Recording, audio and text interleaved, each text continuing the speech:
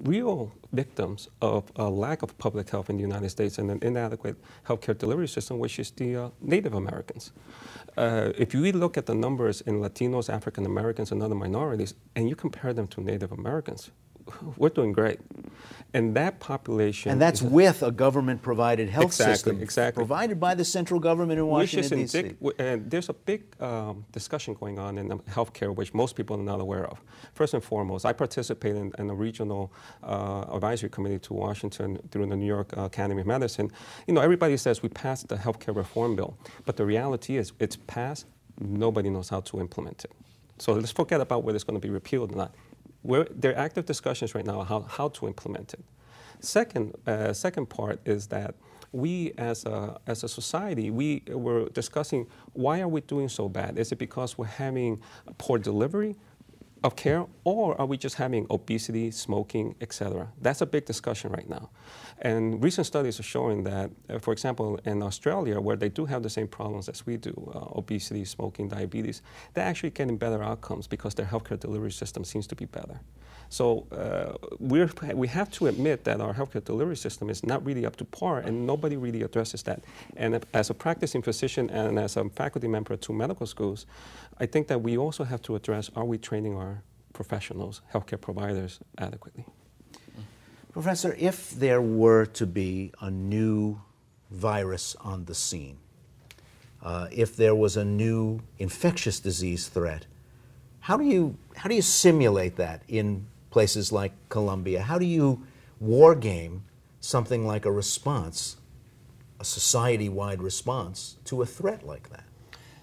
Well, on one simple level, it's very mathematical. You could see, if you know how many people will be exposed, and of those who are exposed, how many will get ill, and of those who get ill, how many will die, you can essentially estimate what the impact will be on any given community, particularly if you can isolate parts of the community. So if something like the 1918 pandemic would occur again, where you might have a third of a population that falls ill, and of that you had 3% dying, you could easily estimate the numbers. And the problem would be that those numbers get to be enormously high, and there's a huge social cost.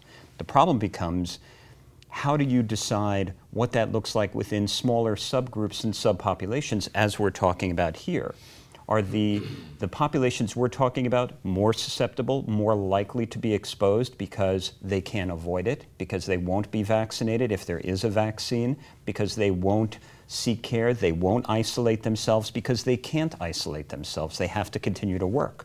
So those mathematical models make it look potentially even worse amongst groups that don't have access. So the people who are least likely to get treatment are also the most likely to keep on going to work, yes, the most likely to get on the subway, right, and to get on buses when they are going to work, instead of sitting in a nice car on one of the bridges or tunnels heading into a place like New York City.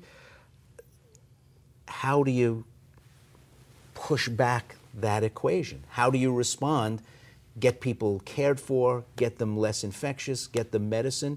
Do we even have the infrastructure that we would need to respond to a new epidemic like that?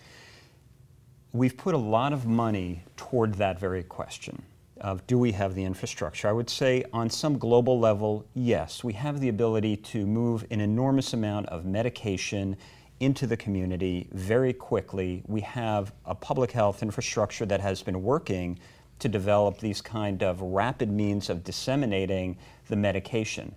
But simply because you can make that medication available does not necessarily mean that it's going to be taken. And I think that's the divide that we have yet to cross, and it's the trust divide that we have been talking about on this panel. I think, in fact, the children may be the best entry into that, because they often are the ones who have better connections with the social institutions like schools, so that they might be able to be reached that way. They understand new social technologies and social media that their parents don't. They may understand the texting and IM that their parents do not.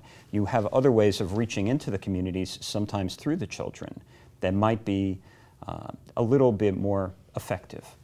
I was in Mexico City during the H1N1 outbreak, and it was remarkable to see a city of 20 million people with deserted streets. But the government closed down the restaurants, close down the schools, shut the buses, the streets emptied out, and to see one of the great capitals of the world do that, while shocking, you also know that it can't go on forever. They were losing billions of pesos a day, so that can't be an answer that goes on for a long amount of time.